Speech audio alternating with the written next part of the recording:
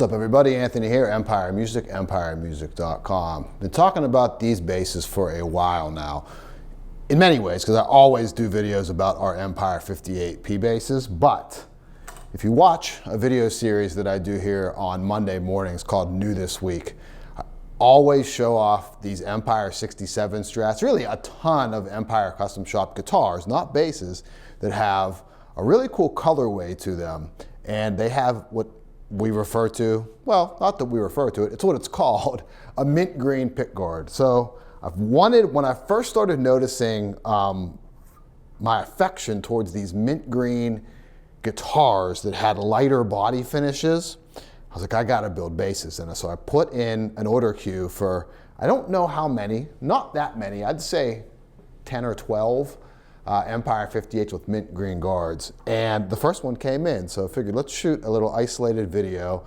to kind of remind you guys and myself, even though I play one in the store all the time because we get a lot of them and we sell a lot of them, how awesome these Empire 58 basses are, and to show off the new colorways here. This one is in vintage white with the aforementioned mint green pickguard. It's in heavy relic. Plays really good. Action's actually a little lower than I normally play it. I don't know if you can hear that out there. I know I get some comments all the time about fret buzz, and I don't like a super high action, but I like a medium action. I'm not afraid of a little fret chatter on that. But this is actually a little bit lower, but I thought, you know what, let's leave it and just kind of showcase what this instrument sounds like with I would say ultra low action on this. So you hear a little extra of that fret noise. I apologize, but I really left this thing low. Specs haven't changed on, let's get this out of the way too. If you dig this bass, if you dig anything on our website, which is empiremusic.com, feel free to give me a call at the shop, 412-343-5299. Walk you through anything bass related, specifically as it pertains to this video, anything Fender Custom Shop Bass related. Have a lot of builds in with the Custom Shop right now, so a lot of you have reached out and whether needed just a little bit of advice, a little bit of help getting to the finish line on a build, I was able to provide that. I'm always not only happy, excited to get someone a Fender Custom Shop bass because I'm a big believer in them. I love them. Obviously, I designed the Empire 58. I probably talk too much about the things that I own, but I do own two of these. I really do think they are some of the best, if not the best, P bass out on the market. And to be honest with you, based on the way kind of prices are going, I think there's actually a lot of value here. They're still expensive instruments, but man, they are so dynamite. So if you need anything, please feel free to call me or just email me, anthony@empiremusic.com. Phone number again, 412-343-5299. Happy to give you as personalized service as I can possibly give you to get you into the right bass, whether it's Fender, Fender Custom Shop, whatever you like. We have some new brands here in the shop too, which are cool, but those are for another video, right? So some of the specs, nothing's really changed here, just the colorway, and I love it. Roasted alder body, which kind of adds to this colorway, which is in an interesting way because we have this mint green guard, we have this faded, aged vintage white, but you see when they roast that alder, how dark that gets. That dark is just like it does on the maple board. It looks even cooler. It really makes those lighter finishes pop. And when I thought about the mint green guards and what I liked about them on the Strats or Tellys that I would see, it wasn't the dark finishes with the mint green guard, although that's cool. It was these lighter finishes, the Olympic whites, the vintage whites, Daphne blues, surf greens, sometimes colors that I don't necessarily always love.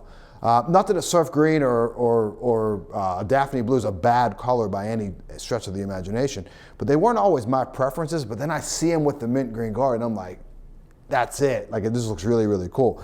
So you have the nice kind of pop from the roasted alder, and this one just has a dark roasted maple neck. Check out the back, the wear is really nice on it. I always say this in the videos too. A unique kind of thing that was not planned when I designed these was the non-roasted skunk stripe versus the maple neck. I've said it, or the roasted maple neck. I've said that so many times. 9.5 radius, 6105 frets, 60s oval C. So again, we call it an Empire 58 bass, but it's really, it leans more on early 60s as far as the ergonomics to it with the neck shape. And obviously with the body contours, nothing really changed in that era. But the pickup really gives you a unique take on like late 50s to early 60s. It sits very much in the middle of two of the more well-known Fender Custom Shop P pickups, the 57 and the 62. We really designed it to kind of split that difference. Now, you'll notice in this video too, I have the guards off of the bass. I was always kind of hesitant to do that, but I figured I really wanted to show off the colorway, and I can give you a better demonstration. You know, I really do love the palm muting thing back here, so we're able to show that off a little bit better. If I missed any specs, I've done 75,000 videos on this, so I'm sure it's out there, but I think I covered most of the things. Oh, roasted maple, quarter sawn maple too on the neck, so it's super stable. Fretwork on this one is very nice, and I said this in an Instagram short that I shot. Should be out on our Instagram page, which is Empire Music PGH. The fretwork that I've been seeing come out of just the team built side of the custom shop, it's been exceptional. So they're really pumping out some great work there in the custom shop. So not only is this colorway new on an old bass at this point, right? We got a new amp set up over here too. Obviously this video is not gonna really focus on that. We will do some content on these guys, but at the NAMM show last month, I was able to meet up with Justin and Ryan from Trickfish. So we got some Trickfish stuff in the shop. If you need any info on that, feel free to reach out. I'm playing through I don't know the names quite as well on this, but it's the Bullhead Mini 500 watt, or Mini 500, so I think it's 500 watt head. Sounds amazing, whatever. Everything's flat on that, and I'm taking the DI pre-EQ out. Miking the cab, which is also a Trickfish cab, it's a 112 with the same old SM94 that I know isn't like really known as a great bass mic, but I really like it because the mid-range warmth that it gives, kind of blend that together with the DI signal. I generally do a 70-30 blend on those, and really no processing on that, or very minimal, possibly add a touch of compression after the fact just to make things kind of even. But very rarely do I have to even touch anything. And then any overdrive I'm playing, which I did in the intro, is also a Trickfish pedal. It's their overdrive preamp. So as we move forward in these bass demos, when they're in stock, we will certainly be showcasing it with the Trickfish amplification. Great guys, great team there, and like the products are just rock solid, awesome. And no knock on the Fender Rumble. Fender Rumbles have been great. I own one of those. I take it to like rehearsals or small gigs. I take my little 500 Rumble, rock solid. Nothing bad on that. But the Trickfish is obviously a higher price tier. It's also an elevated playing experience. A crystal clear kind of tone, and the response is really fast out of that, I'm finding right now. So we'll learn more about that stuff together and look for some more content on the Trickfish side of things as well. So tonally, what we got going on, we're gonna run clean. Like I said, everything's flat on it. Full volume, full tone. Been running the 58s really. I've actually kind of dialed tone back in my personal stuff. Like I've been like 65, 70 on the tone recently. It just kind of changes a little bit. But we're gonna start full volume, full tone on it.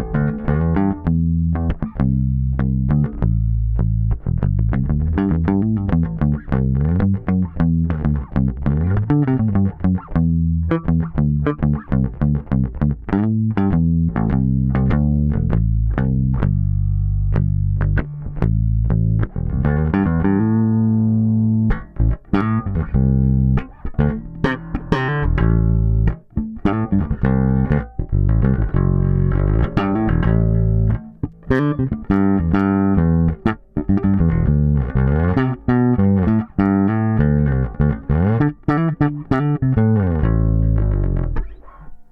as you see, as always, as advertised, I talk about it all the time, I don't know that there's a more versatile P-Bass. We don't think of P-Basses as these ultra versatile instruments, and that's not a knock on them. They fit all the time with kind of just what they give you. But if you just notice like the tones from soft to hard attack, hand position, palm muting, pick, the timbre with the sensitivity of this pickup, it really, I sound like a broken record and I apologize, but these basses really become an extension of the player. So whatever you can think up in your head, for better or for worse, it's gonna give that right back to you in a very, very raw way. And I'm also pairing that with the Trickfish in here. It is something really, it's very exact and direct. It's a really no BS approach to bass when playing a P-Bass. I had a customer in the shop that purchased one, and it was still kind of on the playing journey, but a good player. And he was like, I remember him saying he was frightened by our Empire 58s because they were so raw and so like present, and they made him be so reactionary to the bass, which I think reacts, again, very quickly to the player. It's kind of an interesting thing. I never really thought of that, but I was like, oh, that's actually cool, and I think accurate. Like they're a very raw and direct bass when it comes to how you're going to relate to it in a very real time. So it's pretty cool. So we're gonna roll some tone back off of it. I'm gonna go back to that. Let me just see where this is at. Cool, that's where I'd want it. So that's about 70%. Kick it there. Actually, let's take it down a little bit lower. A little bit past, I've been finding that if I go 3 or 5% past my kind of comfort zone with the tone knob, it's been kind of cool recently. So let's ride with that. We're gonna go through kind of some of the same styles, some of the same playing styles there.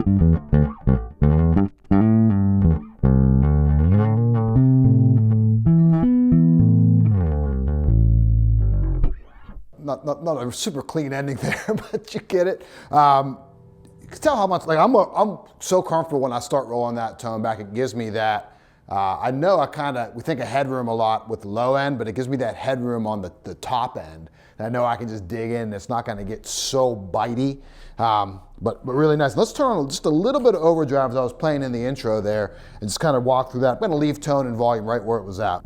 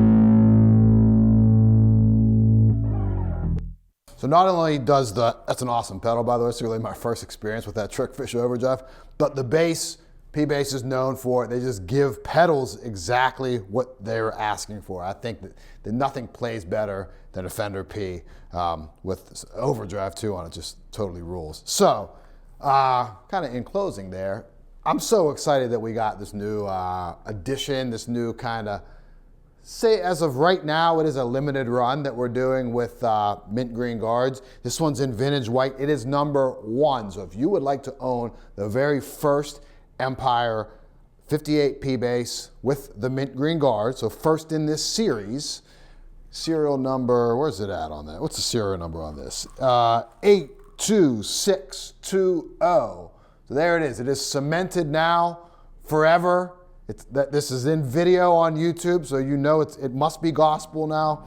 If you want to own the first one, now's your chance. 412-343-5299. You can also email me directly. It's anthony@empiremusic.com. Empire 58 Ps, Mint Green Guards, finally here. Anything you need, feel free to reach out. Thank you very much.